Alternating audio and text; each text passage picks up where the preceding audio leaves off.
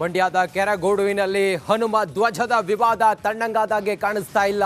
ಇವತ್ತು ಕೂಡ ಮುಂದುವರೆದಿದೆ ಆ ಹೋರಾಟ.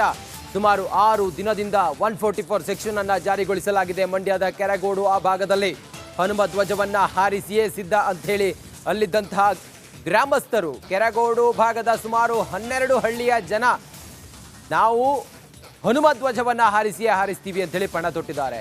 200ಕ್ಕೂ ಹೆಚ್ಚು ಪೊಲೀಸರನ್ನ ಆ ಸ್ಥಳದಲ್ಲಿ, ಆ ಧ್ವಜ ಸ್ತಂಭದ ಆ ವಿವಾದಿತ ಸ್ಥಳ ಏನಿದೆಯಲ್ಲ ಅಲ್ಲಿ 200ಕ್ಕೂ ಹೆಚ್ಚು ಪೊಲೀಸರು ಬೇಡಿ ಬಿಟ್ಟಿದ್ದಾರೆ. ಕ್ಷಣಕ್ಕೂ ಕೂಡ ಏನೇ ಆಗುವಂಥ ಸಾಧ್ಯತೆಯೂ ಕೂಡ ಇದೆ. ಆ ಮಂಡ್ಯದ ಕೆರಗೋಡು ಆ ಸ್ಥಳದಲ್ಲಿ ಸದ್ಯಕ್ಕೆ ಅಲ್ಲಿ ನಾವು ಧ್ವಜವನ್ನು ಹಾರಿಸ್ತೀವಿ ಅಂತ ಹೇಳಿ ಗ್ರಾಮಸ್ಥರು ಹೇಳ್ತಾ ಇದ್ದಾರೆ. 144 ಸೆಕ್ಷನ್ ಸುಮಾರು 6 ದಿನದಿಂದಲೂ ಕೂಡ ಹಾಗೇ ಇದೆ. ಪೊಲೀಸರು ಹೆಚ್ಚಿನ ಸಂಖ್ಯೆಯಲ್ಲಿದ್ದಾರೆ. ಮತ್ತಷ್ಟು ಮಾಹಿತಿಯೊಂದಿಗೆ ನಮ್ಮ ಮಂಡ್ಯದ ಪ್ರತಿನಿಧಿ ಆನಂದ್ ಈಗ ಲೈವ್ ಕನೆಕ್ಟ್ ಆಗಿದ್ದಾರೆ. ಆನಂದ, ಆವತ್ತು ಮಂಡ್ಯದ ಆ ಕೆರಗೋಡಿನಲ್ಲಿ ಹನುಮ ಧ್ವಜವನ್ನು ಯಾವತ್ತು ಇಳಿಸಿದ್ರೋ, ಯಾವ ಸಂದರ್ಭದಲ್ಲಿ ಇಳಿಸಿದ್ರೋ ಆವತ್ತಿನಿಂದಲೂ ಕೂಡ ಬೂದಿ ಮುಚ್ಚಿದ ಕೆಂಡದಂಥ ಪರಿಸ್ಥಿತಿ ಇದೆ ಅಲ್ಲಿ.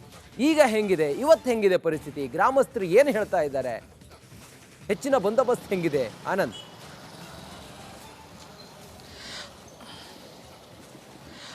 ರಂಜಿತ್, ಹನುಮಧ್ವಜ ದಂಗಲ್ಗೆ ಸಾಕ್ಷಿಯಾಗಿರುವಂಥ ಮಂಡ್ಯ ತಾಲೂಕಿನ ಕೆರಗೋಡು ಗ್ರಾಮದಲ್ಲಿ ಕಳೆದ 6 ದಿನಗಳಿಂದಲೂ ಕೂಡ 144 ಸೆಕ್ಷನ್ ಜಾರಿಯಲ್ಲಿದೆ. ಇವತ್ತು ಕೂಡ 144 ಸೆಕ್ಷನ್ ಜಾರಿಯಲ್ಲಿದೆ. ಅದ್ರ ಜೊತೆಗೆ ಪೊಲೀಸರು ಕೂಡ ಇವತ್ತು ಭದ್ರತೆಯನ್ನು ನೋಡ್ಕೊಳ್ತಾ ಇದ್ದಾರೆ. ಅಂದರೆ 6 ದಿನಗಳಿಂದ ಹೆಂಗಿತ್ತು ಪರಿಸ್ಥಿತಿ ಹಂಗೆ ಇರುವಂಥದ್ದು. ಸದ್ಯ ನಿಮಗೆ ತೋರಿಸ್ತಾ ಹೋಗ್ತೀನಿ. ಈಗ ಸಾಕಷ್ಟು ಪೊಲೀಸ್ನವರು ಇಲ್ಲಿ ಜಮಾಯಿಸಿದ್ದಾರೆ. ಅಂದರೆ ಇಲ್ಲಿ ನಿಯೋಜನೆಗೊಂಡಿರುವಂಥದ್ದು, ನಿಯೋಜನೆಗೊಳ್ಳುವ ಮೂಲಕ ಭದ್ರತೆಯನ್ನು ನೋಡ್ಕೊಳ್ತಾ ಇದ್ದಾರೆ. 108 ಅಡಿ ಎತ್ತರದ ಧ್ವಜಸ್ತಂಭ ಏನು ಕಾಣಿಸ್ತಾ ಇದೆ ಅದರಲ್ಲಿ ಹನುಮ ಧ್ವಜವನ್ನು ಗ್ರಾಮಸ್ಥರೆಲ್ಲ ಒಟ್ಟುಗೂಡಿ ಆರಿಸಿದ್ರು. ಕಳೆದ ಜನವರಿ 28ನೇ ತಾರೀಕು ಗ್ರಾಮಸ್ಥರ ವಿರೋಧದ ನಡುವೆಯೂ ಕೂಡ ಪೊಲೀಸರು ಲಾಠಿ ಬೀಸುವ ಮೂಲಕ ಅವರನ್ನು ಚದುರಿಸಿ ಜಿಲ್ಲಾಡಳಿತದ ಅಧಿಕಾರಿಗಳ ಸಮ್ಮುಖದಲ್ಲಿ ಆ ಧ್ವಜವನ್ನು ಇಳಿಸಿದ್ರು.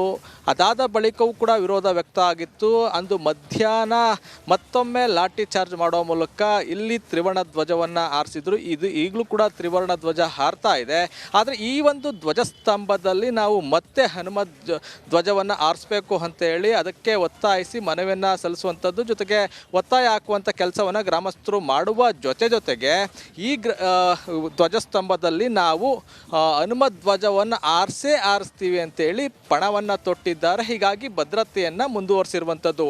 ಒಂದು ಕಡೆ ಏನು ಧ್ವಜಸ್ತಂಭದ ಸುತ್ತ ಬ್ಯಾರಿಕೇಟನ್ನು ಹಾಕಿ ಅಲ್ಲಿ ಯಾರು ಹೋಗದಂತೆ ನಿರ್ಬಂಧಿತ ಪ್ರದೇಶದ ರೀತಿ ನೋಡ್ಕೊಳ್ತಾ ಇದ್ದಾರೆ. ಅದ್ರ ಜೊತೆಗೆ ಇಲ್ಲಿ CCTV ಕಣ್ಗಾವಲು ಕೂಡ ಇರುವಂಥದ್ದು. ನೀವು ಇಲ್ಲಿಗೆ ಬಂದಂಥ ಸಂದರ್ಭದಲ್ಲಿ ಯಾವ ರೀತಿ ವಾತಾವರಣ ಇತ್ತೋ, ಯಾವ ರೀತಿ CCTV ಕಣ್ಗಾವಲನ್ನು ಇಟ್ಟಿದ್ರು, ಈಗಲೂ ಕೂಡ ಹಾಗೆ ಇರುವಂಥದ್ದು.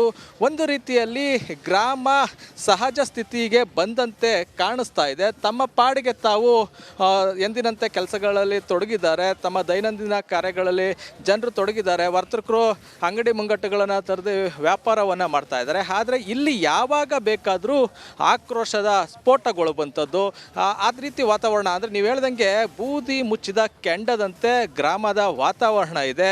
ಮೇಲ್ನೋಟಕ್ಕೆ ಎಲ್ಲವೂ ಸಹಜ ಸ್ಥಿತಿಗೆ ಬಂದಂತೆ ಕಾಣಿಸ್ತಾ ಇದ್ರು ಕೂಡ ಇಲ್ಲಿ ಯಾವಾಗ ಬೇಕಾದರೂ ಆಕ್ರೋಶ ವ್ಯಕ್ತ ಆಗುವಂಥದ್ದು, ಯಾವಾಗ ಬೇಕಾದರೂ ಇಲ್ಲಿ ಕಿಡಿಕಾರುವಂಥ ಸಾಧ್ಯತೆ ಇರುವಂಥದ್ದು.